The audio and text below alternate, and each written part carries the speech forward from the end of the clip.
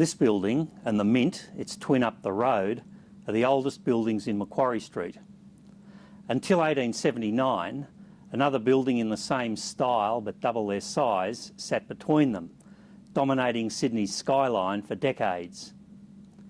At Governor Macquarie's direction, this complex was purpose-built as a hospital to replace the then temporary patient accommodation, described by him in 1810 as being in a wretched state of decay. Having been warned by his political masters in London to be prudent when spending taxpayers' money on infrastructure, Macquarie initiated Australia's first major public-private partnership to build his complex. In return for an exclusive right to import 45,000 gallons of rum, the colony's principal surgeon, Darcy Wentworth, and two of his business associates contracted to build a 200-bed hospital.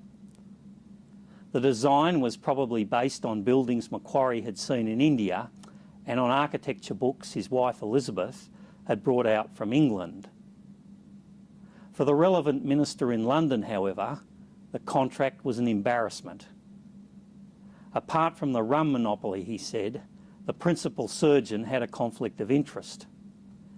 It didn't help that years before, Darcy Wentworth had been repeatedly tried for highway robbery. The contractors also complained. Their rum monopoly was being undercut, they whinged, and there were not enough people in Sydney to drink all the liquor. To this, Macquarie replied that there were not enough pillars to support the main hospital building. On it went, tit for tat, until the first convict patients were admitted in 1816. By then, Macquarie had long conceded that it was the first and it shall be also the last contract of that nature which I shall enter into. He therefore began spending taxpayers' money on public buildings, a trigger which led to a commission into his administration, effectively Australia's first Royal Commission.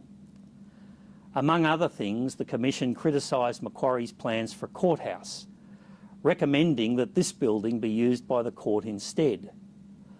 But the recommendation went nowhere after Macquarie's architect, Francis Greenway, declared it unsafe. Despite the fact that shoddy workmanship is still being unearthed today, this building is now not only the oldest public building continuously in use in Australia, but also one of the busiest, having been the seat of the New South Wales Legislature since 1829.